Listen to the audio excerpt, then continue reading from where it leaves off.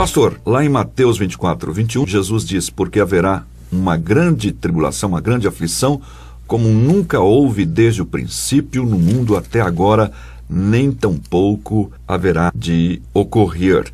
E aí algumas pessoas sempre perguntam, ou ouvem também dizendo que a igreja será poupada deste período de grande tribulação. Outros dizem que não será poupada. E, enfim, há várias correntes e eu vou deixar o senhor aí com a pergunta no ar, tá bom?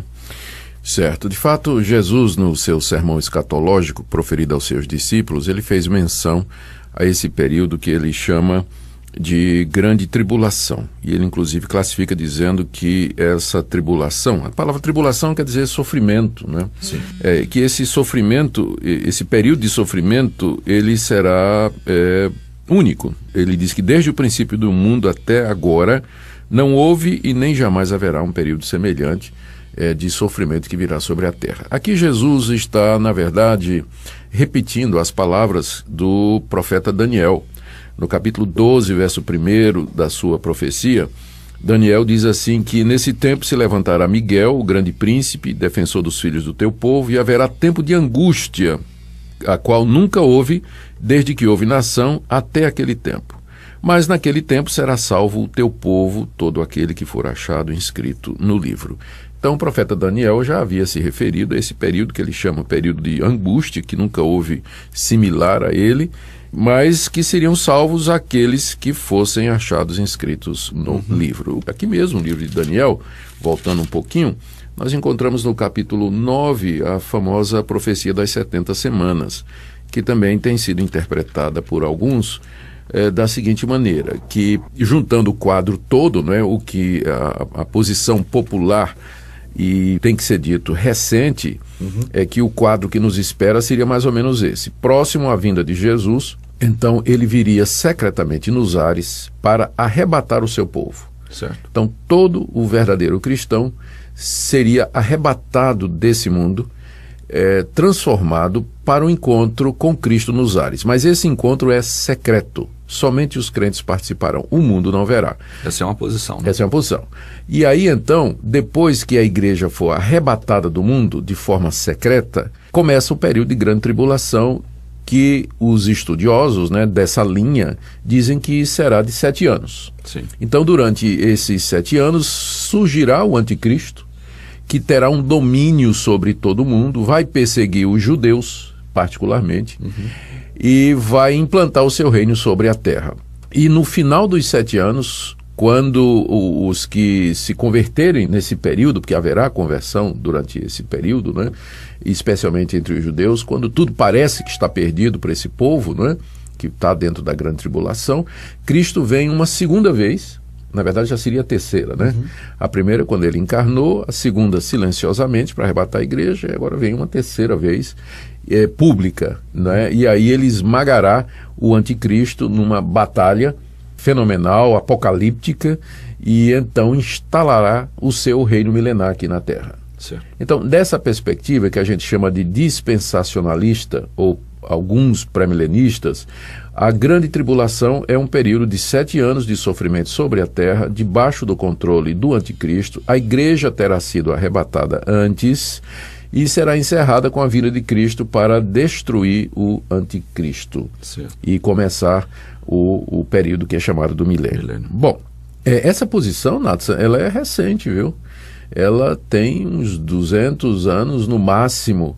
Essas ideias, elas nasceram de uns encontros ou conferências proféticas que foram realizadas na Europa, onde pela primeira vez essas ideias apareceram. Mas antes disso, ninguém na história da igreja, os pais da igreja, os reformadores, os grandes teólogos... Eles caminhavam nessa direção. Não.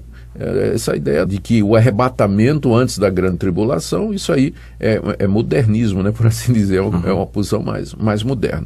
Essa posição não se sustenta, Nathan. Primeiro, a Bíblia fala mesmo da grande tribulação, isso aí nós não temos dúvida. Cremos que antes da vinda de Cristo, o reino do anticristo será instalado, e ele haverá realmente de impor o seu domínio sobre as nações. Será um período de grande sofrimento, de grande perseguição, como nunca houve. Sem comparação. Sem comparação. E ele será destruído pela vinda do Senhor Jesus. O Senhor Jesus virá e haverá de esmagá-lo, destruí-lo, encerrando assim a história desse mundo como nós o conhecemos e dando início ao novo céu e nova terra onde habita a justiça. Então não se questiona que haverá tribulação. O problema é que não há base nenhuma para dizer que a igreja será arrebatada antes. E que igreja, né? Talvez a igreja de que época, digamos. Então, seria a igreja do futuro. Se me permite só uma pergunta. Bom, então me parece que aquela tribulação que enfrentaram os irmãos dos primeiros séculos e o próprio Policarpo, Inácio, que foram comidos por não feras. Não foram poupados. Tipo assim, que tribulação foi As aquela? Perseguições que acontecem nos países, que aconteceram nos países comunistas e até hoje. E que a gente nem imagina a dor que é, né? E também o sofrimento dos cristãos debaixo de regimes totalitários muçulmanos e islâmicos, né, eles não têm sido poupados. Né? Então não há nenhuma razão para pensar que Deus vai arrebatar secretamente a igreja antes desse período da grande tribulação. Não há nenhuma passagem bíblica. Olha, uma das passagens que eles costumam dizer, né, que fala do arrebatamento, é aquela palavra de Paulo na primeira carta aos Tessalonicenses, quando ele fala da vinda do Senhor Jesus. No capítulo 4, ele diz assim, a partir do verso 13, eu não quero, irmãos, que sejam ignorantes com respeito aos que dormem. Os que dormem aqui são os que morreram, né? Para não vos entristecerdes como os demais que não têm esperança. Pois se cremos que Jesus morreu e ressuscitou, assim também Deus, mediante Jesus, trará em sua companhia os que dormem. Ora, ainda vos declaramos por palavra do Senhor isso. É aqui, presta atenção.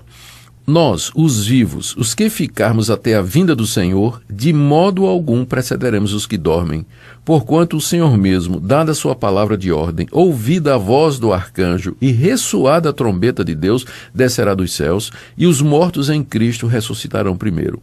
Depois nós, os vivos, os que ficarmos, seremos arrebatados juntamente com ele entre nuvens para o encontro do Senhor nos ares, e assim estaremos para sempre com o Senhor. Consolai-vos, pois, uns aos outros com estas palavras. Então eles dizem, está aí, Jesus está falando do arrebatamento. Sim, ele está falando.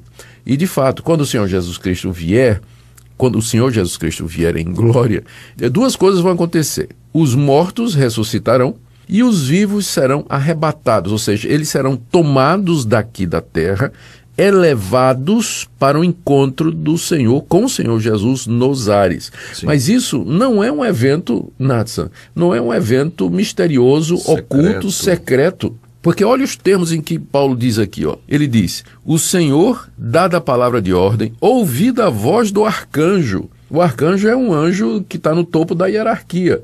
A voz dele, não é? vai ressoar. Vai ressoar no ressoar. E diz, e ressoar a trombeta de Deus. A trombeta era um instrumento que era usado para convocação pública. Quando a trombeta era tocada, era ouvida a quilômetros de distância, né? Imagina um anjo. Imagina um arcanjo, né, tocando uma trombeta. O que tem de silencioso nisso, Isso. secreto, misterioso? Não tem nada. Então, é a vinda do Senhor Jesus. Não tem isso de arrebatamento secreto antes da grande tribulação. Por que a igreja não passaria na grande tribulação? Você já disse, não é? Não tem nenhuma razão histórica, porque houve outras tribulações. Não houve igual a essa que vai haver. Mas a igreja já passou por grande sofrimento e Deus não... Aqueles que estavam passando... Deus não livrou. Eles foram até o fim, não é? Passaram por grande sofrimento. E a igreja que passará pela grande tribulação é a igreja de Cristo que vai estar aqui nesse mundo, não é nenhuma outra igreja ou qualquer tipo especial. Deixa eu voltar aqui às palavras de Jesus que você citou, lá em Mateus. Ele diz aqui, ó, aqueles dias serão de tamanha tribulação como nunca houve desde o princípio do mundo que Deus criou até agora e nunca jamais haverá. Aí ele diz assim, não tivesse o Senhor abreviado aqueles dias, ninguém se salvaria. Mas por causa dos eleitos que ele escolheu, abreviou os dias. Ou seja, os eleitos vão estar lá. Exato. Os eleitos vão estar no meio da grande tribulação. É por isso que Deus vai, inclusive, abreviar, né, o tempo do sofrimento e a intensidade para que os eleitos possam suportar a pressão, né, que o anticristo vai fazer sobre eles para renegar a fé, para apostatar, o sofrimento físico, e Deus então vai preservá-los, porque Deus preserva aqueles que são seus. Então, resumindo, Natsan, Eu entendo, e essa é a posição histórica, né, que a igreja sempre adotou, é que haverá uma tribulação. Inclusive, alguns acham que essa tribulação ela é figurada. Não, eu não acho. Eu creio que ela é muito clara. Haverá um período de grande sofrimento para a igreja, de grande perseguição, provocada pelo crescimento do reino do anticristo, e que vai anteceder a vinda de Jesus Cristo. Nós não sabemos quanto tempo vai durar e quando é que ela virá. Sim. A igreja não será poupada desse sofrimento.